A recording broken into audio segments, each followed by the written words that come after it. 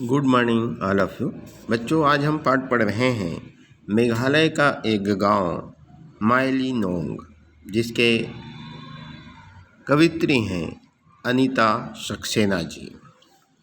अनीता सक्सेना जी इस पाठ के माध्यम से मेघालय का प्राकृतिक चित्रण करते हुए यह बात कहते हैं। मेघालय का प्राकृतिक चित्रण करते हुए यह एक यात्रा वृत्तांत पाठ है और इस यात्रा वृत्तांत के अंतर्गत लेखिका जो है मेघालय घूमने गई थी और उस समय जो प्रकृति का उन्होंने अनुभव किया उसे इस पाठ में उकरती हैं। उकरती हुई कहती हैं कि मुझे मेघालय जाने का मौका मिला और मेघालय यानी कि बादलों का घर। वास्तव में मेघालय की राजधानी शिलांग है। वहाँ पहुंचकर लेखिका बताती हैं कि मुझे पता चला कि शिलांग से 75 किलोमीटर दूर घने जंगलों के बीच बसा हुआ है। एशिया का सबसे साफ सुथरा गांव कहा जाने वाला माइलिनोंग, और मैंने वहां जाने का मन बना लिया। हमारी यात्रा शुरू हुई। जल्द ही हम पहाड़ों के ऊपर थे। कहीं पहाड़ी झरने गिर रहे थे तो कहीं घने जंगल।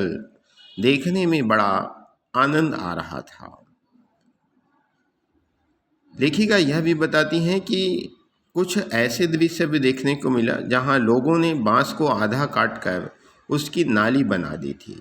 इससे पहाड़ से तेज धार में गिरने वाले पानी को उसका सहारा मिल गया था। आसमान में रुई के फाहों जैसा बादल उड़ रहे थे। पहाड़ पर चढ़ते वक्त हमारी जो कार है, कार के कांच पर नन्ही नन्ही बूंदें दिखने लगी। मैंने कहा, अरे बारिश आ गई। गोविंद कार रोक कर बोला, नहीं मैडम जी, यह बारिश नहीं बादल है। आप बाहर निकल कर देखिए ज़रा। और सच में बाहर बिल्कुल बारिश न थी। कार के ऊपर से बूंद बूंद मिलकर पानी की धारा बहने लगी थी। लेकिन ऐसे बाहर हाथ फैलाओ तो कुछ हाथ नहीं आता था। अद्भुत नज़ारा था। चारों तरफ सफ़ेद बादलों का समंदर लहरा रहा था। जहाँ हम खड़े थे वहाँ से 10 मीटर की दूरी पर कुछ नज़र नहीं आ रहा था। सड़क से गुजरती सारी गाड़ियों ने अपनी इमरजेंसी लाइट जलाई हुई थी। सामने से भी गाड़ियाँ आ रही थी। सभी बहुत ही धीमे और एक के पीछे एक चल रही थी ताकि कोई दुर्घटना न घट जाए। पहाड़ी रास्ता था। एक तरफ हजारों मीटर गहरी खाई थी, दूसरी तरफ पहाड़। धुंध में रास्ता कुछ साफ नजर नहीं आ रहा था। एक छोटी सी जगह पर गोविंद ने गाड़ी रोककर एक टैक्सी वाले से द्वाकी का रास्ता पूछा। द्वाकी मुख्य सड़क पर बसा एक छोटा सा शहर है। टैक्सी वाला बोला, मैं वहीं जा रहा हूँ, मेरे पीछे पीछे चले आओ। सारी बातचीत गोविंद के माध्यम से असमी में ही हो रही थी। हिंदी यहाँ कम ही बोलते हैं।